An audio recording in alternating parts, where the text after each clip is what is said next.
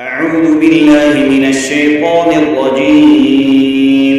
بسم الله الرحمن الرحيم. صما بكم عميا فهم لا يرجعون أو كصيب من السماء فيه ظلمات ورعد وبرق يجعلون أصابعهم في آذانهم من الصواعق حذر الموت والله محيط بالكافرين.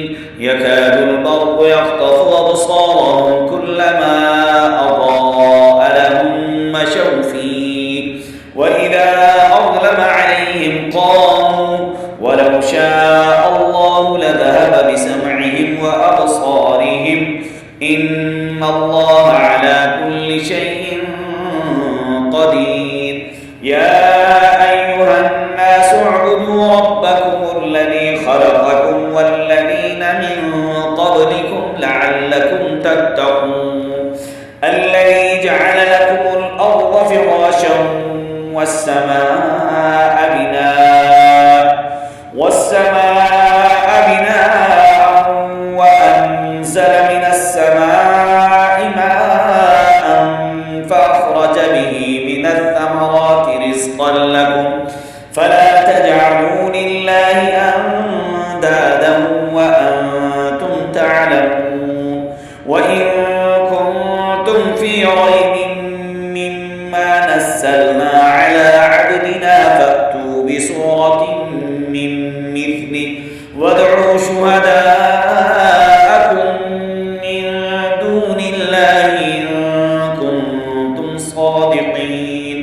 فإن لم تفعلوا ولن تفعلوا فاتقوا النار التي وقودها الناس والحجارة أعدت للكافرين.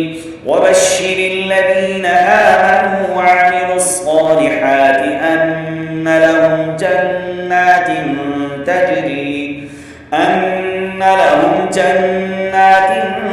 تجري من تحتها الأنهار كلما رزقوا منها من ثمرة رزقا قالوا هذا الذي